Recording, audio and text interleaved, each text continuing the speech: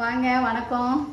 Sugar pressure இருக்குன்னு எல்லாரும் கவலைப்படாதீங்க. தூக்கம் வரலையா, ஒரு சின்ன டிப்ஸ் பார்த்துருவோமா? நைட்டு பசும்பால் ஒரு ஆளுக்குன்னா ஒரு 200 பால் வாங்கிக்கோங்க. 200 பாலை ஜல்லடை வச்சு நல்லா இருத்துக்கோங்க. இருத்துட்டு ஒரு 10 பல்லு பூண்டை நல்லா உரிச்சு வச்சுக்கோங்க. பூண்டையும் பாலையும் சும்மா ஒன்றாவே வச்சு நல்லா வேக வச்சுருங்க.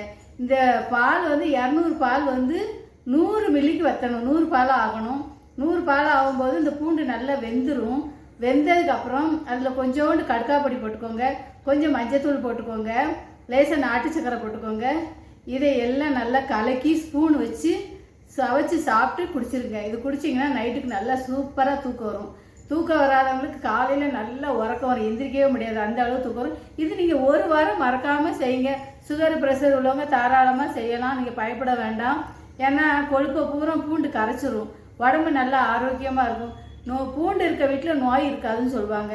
ஆனால் பூண்டு நீங்கள் எந்த வீட்டிலனாலும் நிறைய வச்சுக்கோங்க. சப்போஸ் பூண்டு இல்லைன்னு நினைக்காதீங்க, எப்படியாவது ஒரு 1/4 கிலோ பூண்டாவது உங்கள் வீட்டில் எப்பொழுதும் இருந்துக்கிட்டே இருக்கணும். ஃபஸ்ட்டு நம்ம சேனலை சப்ஸ்கிரைப் பண்ணாங்க, சப்ஸ்கிரைப் பண்ணுங்கள், லைக் பண்ணுங்கள், ஷேர் பண்ணுங்கள், கமெண்ட் பண்ணுங்கள்.